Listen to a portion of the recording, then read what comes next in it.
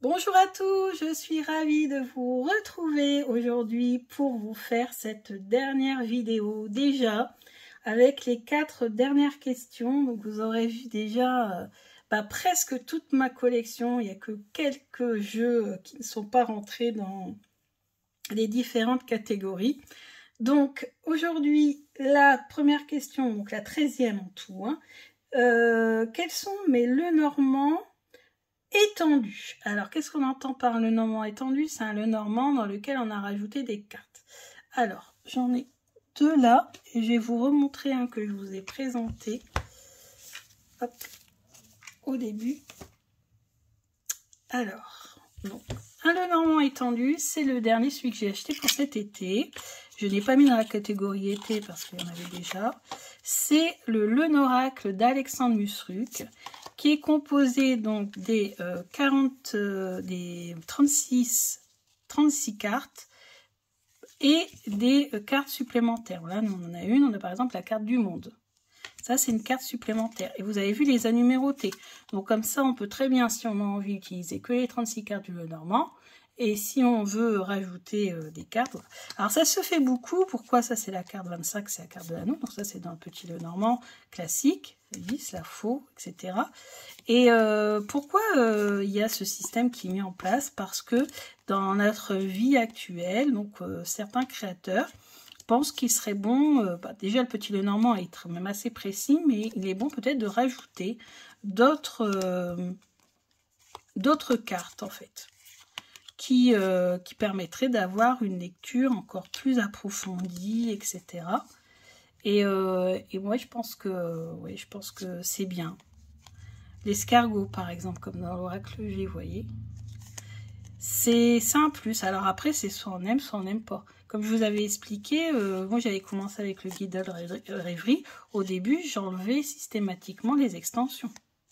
Maintenant, je les mets.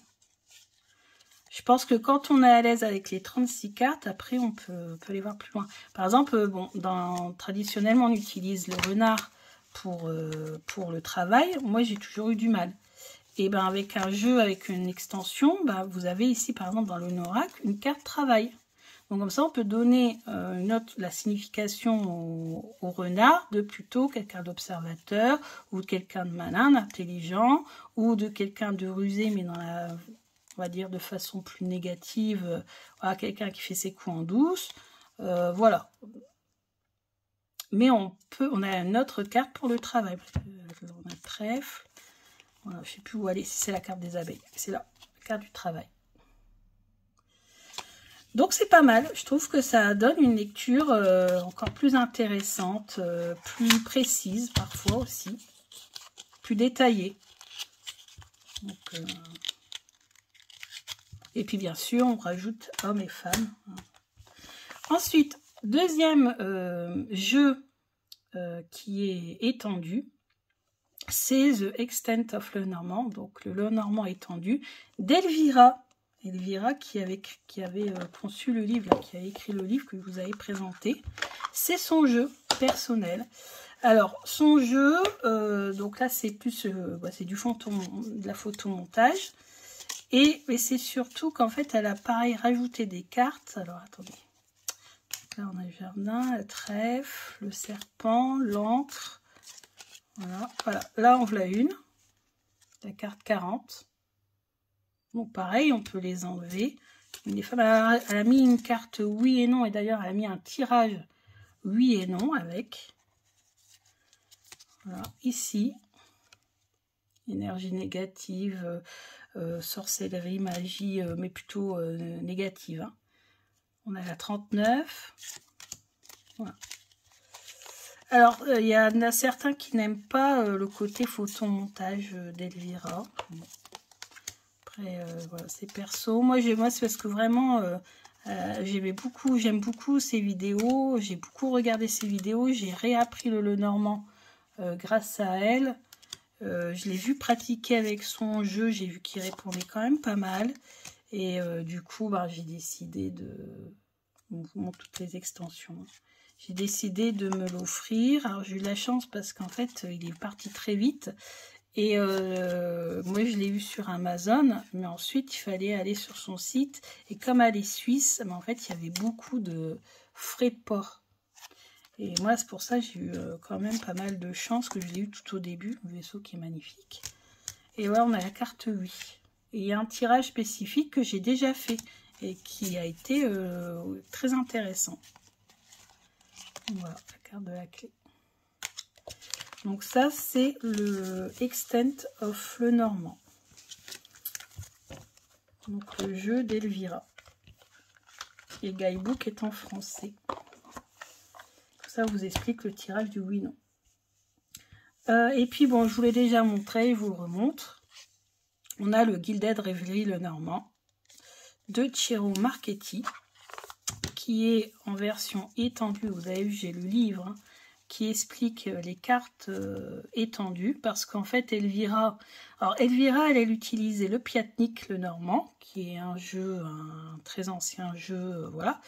Et puis ensuite, elle a utilisé le Gilded Reverie.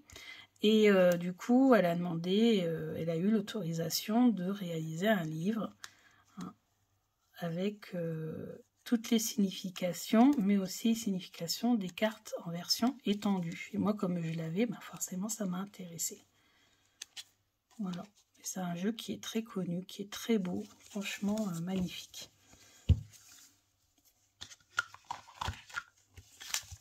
Voilà pour mes 3 jeux en version étendue. Alors vous avez vu, on n'est pas beaucoup.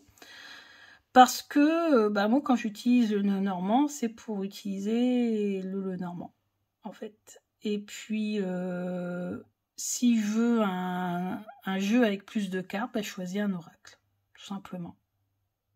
Mais je trouve le système très intéressant aussi. Parce que comme ça, on a déjà acquis les bases avec les 36 cartes principales. Et après, on rajoute les cartes qui manquent.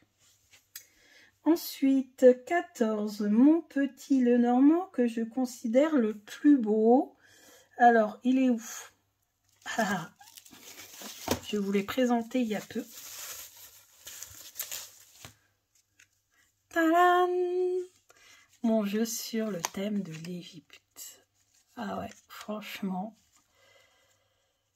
Bon, il y en a d'autres, hein, mais c'est bien le plus beau. Donc, il faut que j'en choisisse un. Donc, j'ai décidé de choisir celui-ci. Le dos est juste magnifique. Les couleurs, l'ambiance égyptienne. Ouais, c'est un de mes préférés du moment. Franchement. Après, il y en a un qui est très beau aussi. C'est le Fairy Tail.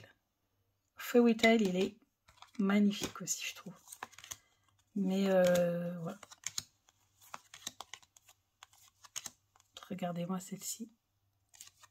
Mais là, il n'y a qu'un homme et une femme. On m'avait fait remarquer. Bah oui, c'est vrai qu'il n'y a qu'un homme et une femme. Sur le coup, j'ai pas fait attention, en fait, j'avoue. Et bon. Voilà, mais peut-être que... Alors, par contre, si Karen regarde, parce que je sais que Karen regarde parfois, si Karen regarde, elle pourrait faire, je pense, une version étendue. En rajoutant les 2 hommes et un homme et une femme, donc du coup, pour qu'on en ait 2. Et pourquoi pas rajouter des cartes. Ça serait top. Bah, moi, vous voyez, j'aurais bien aimé l'avoir en oracle, ce jeu. Donc avec plus de cartes encore.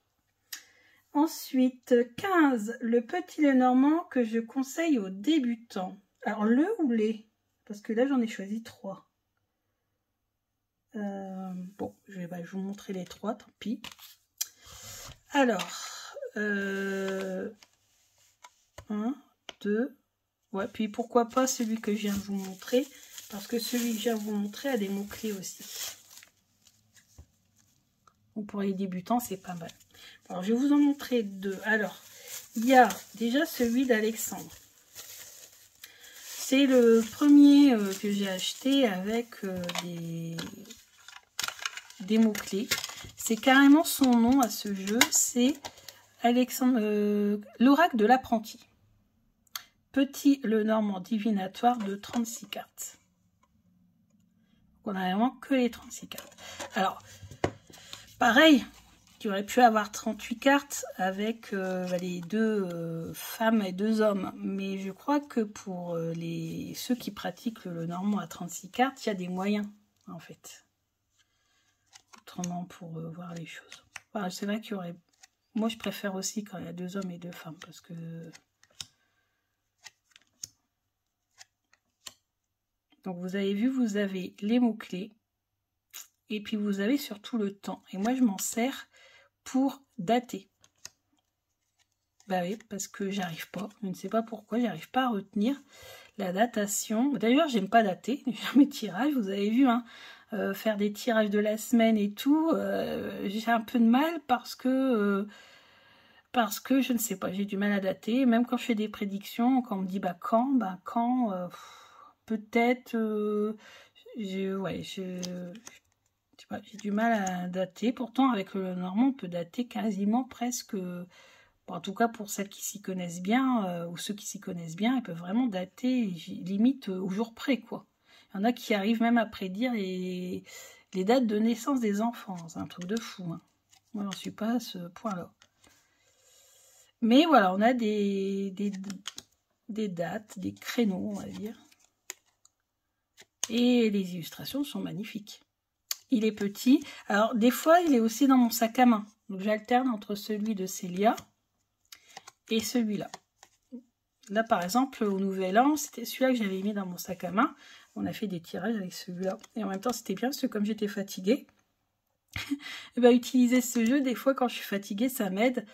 Parce que je ne sais pas, ça me permet de faire moins aller mon cerveau pour... voilà, même si les significations, bon, maintenant, je commence à les connaître, hein. Mais voilà, je me suis dit que ça peut toujours être utile. Et moi, je m'en sers pour dater, principalement. Donc voilà, l'oracle de l'apprenti d'Alexandre Busruc. Et en plus, j'ai eu de la chance quand je l'ai acheté. J'ai eu une petite dédicace. Donc j'étais contente. Je garde bien précieusement dans la boîte. Et enfin, récemment... sur un site, toujours, un groupe de vente d'oracles, je suis tombée sur le Maestro Lenormand, ou le Lenormand Maestro, de Anne-Marie Costanza. Et alors, ça, le Lenormand, moi je m'en sers aussi en tirage, mais les cartes sont grandes. Hein, qu'est-ce que je peux prendre? Bon, je vais prendre... le reflet de lune.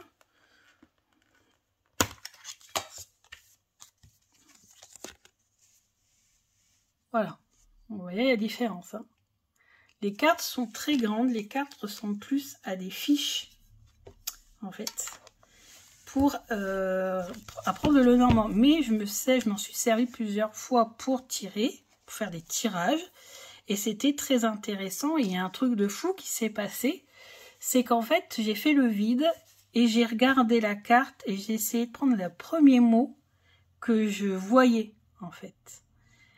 Et c'était pas toujours ici les premiers mots. Et c'est avéré qu'à chaque fois, c'était exactement ce que j'avais, ce que je voyais, en fait. Enfin, ça correspondait totalement au message. Parce que j'ai eu plus tard comme confirmation.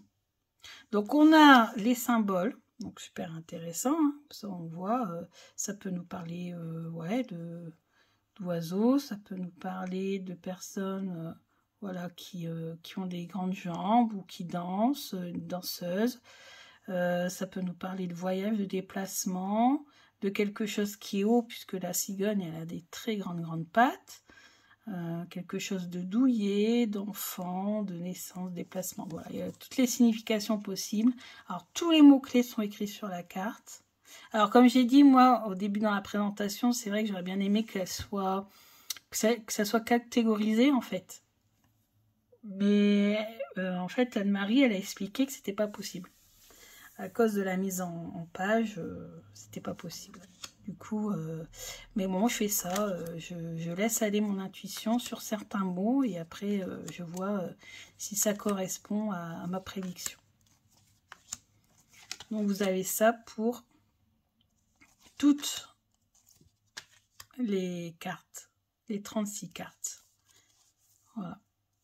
Et je crois qu'il y a 2 hommes et 2 femmes. Voilà. Donc, je ne sais pas si c'est 36. Ouais, c'est 38. Donc, il y a 2 hommes et 2 femmes. Je ne dis pas de bêtises, parce que c'est comme ça compte pour certaines personnes s'ils veulent se le procurer. C'est important que je ne vous dise pas de bêtises. Donc, il y en a bien 38. Donc, 38 cartes avec un livret d'instructions qui vous explique un petit peu les codes couleurs. Parce qu'ici, il y a des codes couleurs. Qui vous explique un petit peu l'origine du jeu, etc. Et c'est vraiment des années et des années d'expérience. Donc, ce sont vraiment des personnes, des femmes, parce qu'il y a la créatrice, il y a l'illustratrice, et il y a aussi d'autres personnes qui ont participé, qui ont aidé Anne-Marie. Et en fait, c'est vraiment un travail de groupe, et c'est un travail de plusieurs années. C'est-à-dire que là, vous avez les mots-clés qui correspondent à la prédiction de plusieurs femmes sur plusieurs années. C'est-à-dire, elles ont fait des tirages, et après, en fonction de ce qui s'est passé, voilà, elles ont su que cette carte pouvait faire référence à ça, à ça, à ça, à ça, à ça. Et c'est vrai que c'est comme ça qu'il faut pratiquer, même avec le tarot, même avec les oracles classiques, il faut pratiquer et voir ce que les cartes ont voulu nous dire. Et parfois, on s'aperçoit qu'en effet, une carte, elle a peut-être une signification qui n'est pas notée dans un livre par exemple. Et là, c'est vraiment le fruit de nombreuses années de travail de ces femmes, et je trouve ça tellement exceptionnel qu'elles veuillent bien nous faire partager leur savoir, parce qu'il y a leur savoir là-dedans. Alors c'est vrai que sur le coup, moi j'étais un petit peu exigeante quand je disais ouais, ça serait bien que tous les mots soient catégorisés. C'est vrai que pour la lecture, pour nous se retrouver, c'est plus facile. Mais en même temps, bon, apparemment pour la mise en page, c'était pas possible. Mais voilà, elles ont essayé d'en mettre un max, parce que c'était le but. Un peu comme faire des fiches techniques. Elles ont voulu mettre un max des mots que pouvait représenter chacune des cartes. Et ça, je trouve ça vraiment exceptionnel, parce que là, vous avez vraiment des années de pratique et beaucoup d'expérience, en fait, à travers ce jeu. Et alors, les cartes sont très grandes, mais moi, vous savez que j'aime bien les grandes cartes, donc ça ne me dérange pas. J'ai pratiqué, j'ai fait des tirages avec ces cartes, et les réponses ont été impressionnantes, vraiment très intéressantes. Et enfin, on termine par ma chaîne YouTube préférée pour apprendre le Lenormand. Alors, pour pas vous mentir, ma première chaîne YouTube que j'ai utilisée pour apprendre le Lenormand, celle qui explique la signification des cartes, qui a fait des vidéos sur les associations pour chacune des cartes, c'est-à-dire qu'elle a passé en revue chaque carte avec les 35 autres cartes. Donc c'est énorme. Elle a fait des vidéos sur comment, sur les tirages, comment interpréter la grande image, parce qu'elle appelle la grande image, en fait c'est le grand tableau, etc., etc. C'est Elvira. Donc vous allez sur la chaîne Elvira ou Elvira Voyance, je ne sais plus, et vous avez toutes les vidéos sur le petit Lenormand. Moi j'ai commencé comme ça. Et ensuite j'ai découvert Solveig, mais pour toute autre chose, des tirages, et j'ai vu que Solveig avait aussi fait des vidéos pour apprendre le Lenormand. On a Claire de la chaîne Claire de la Lune qui a également fait des vidéos sur le petit Lenormand, Angel Talina, Alexandre Musruc que j'ai découvert, que je ne connaissais pas, et que j'ai découvert grâce à Solveig, puisqu'elle présentait ses breloques. Ah oui, d'ailleurs, je vous ai pas mis les breloques, mais j'ai aussi un set de petits Lenormand en breloques que j'ai acheté sur le site d'Alexandre Musruc. Et donc, ma chaîne préférée, bon, ça restera quand même la chaîne de Elvira. Elvira, parce qu'elle a vraiment tout partagé, toutes ses connaissances. Alors, bien sûr, la vision d'Elvira, c'est sa vision du petit Lenormand, qui est une vision, comment on va dire, cartomancie ancienne, hein, voilà. Mais, bien sûr, quand elle fait les associations, elle ne peut pas faire toutes les possibilités non plus, hein. Ça reste avec l'idée principale, on va dire ça. Mais franchement, moi c'est grâce à elle que je me suis remise au Lenormand et que j'ai compris le Lenormand. Donc c'est normal que je vous en parle. Mais Alexandre Musruc fait également d'excellentes vidéos. Il y a Solveig aussi qui m'a beaucoup aidé. Il y a Claire de la Lune. Voilà. Et puis après vous avez plein de formations aussi, hein, petit Lenormand, notamment Célia, qui fait une formation. Alors moi je n'ai jamais acheté de formation petit Lenormand. Voilà, je me suis contentée de YouTube et de bouquins. Et voilà. Donc, je vous remercie énormément d'avoir suivi ce challenge. Ça a été un gros challenge, puis je sais que vous avez été au rendez-vous, donc je suis très heureuse. Il y a encore quelques jeux, hein, alors je ne sais pas si je vous les montre ou pas, qui sont dans ma collection, parce que je les ai tous sortis, hein, du coup, forcément, pour réaliser le challenge. Du coup, je vous dis pas l'état de mon armoire et combien de temps ça va me prendre pour tout ranger. Mais qu'est-ce que je vous ai pas montré, que je vous ai pas sélectionné? Petit Lenormand que je possède. Je ne vous ai pas sélectionné le petit Lenormand que je n'ai pas encore présenté, qui va avec mon tarot russe préféré. Ouais, que je ne vous ai pas présenté. Parce que j'ai pas réussi à trouver dans quelle catégorie le mettre. Donc il y a une carte supplémentaire, la carte de la ville. Voilà. C'est le même style graphique que le tarot russe, qui est mon tarot préféré du moment. Donc après, c'est tout. Ah si, il y a le Piatnik que j'aurais pu mettre dans les petits Lenormand vintage. Donc voilà, même taille que le blanc, le petit blanc là avec l'étui rouge. Sauf que lui, l'illustration est beaucoup plus grande et à l'intuition, je préfère. Et lui, c'est le basique. Hein. Et puis après, il y en a un que je ne vous ai pas présenté. C'est celui-ci, qui est sur le thème du Moyen-Orient. On va dire ça comme ça. Et qui est magnifique aussi, que je vous ai présenté dans une review. Hein, c'est de Neil Lovell. Donc j'ai 3 de ces petits Lenormand et son tarot à ce monsieur qui malheureusement est décédé, un grand créateur de jeux. C'est une grande perte, je trouve, pour les créateurs de petits Lenormand et de tarot. Mais bon, malheureusement, c'est comme ça. Mais on va dire que grâce à ces jeux, il continue de vivre voilà, indéfiniment. Grâce à nous et grâce à tous ceux qui utilisent ces jeux. Donc voilà, bah écoutez, je vous remercie beaucoup. J'embrasse tous les participants à ce challenge. J'embrasse énormément Florence parce qu'on s'entend vraiment très bien. On a vraiment fait des beaux challenges ensemble. Je vous embrasse tous et toutes. N'hésitez pas à participer en mettant en commentaire vos points de vue, vos remarques, voilà, vos questions sur tout ça. N'hésitez pas à nous en parler. Et puis, voilà, on se retrouve bientôt, qui sait, peut-être, pour un nouveau challenge. D'ici quelques semaines ou quelques mois, on verra bien si on a des idées avec Florence. Et voilà, donc je vous embrasse bien fort et je vous dis à bientôt. Bisous, bisous!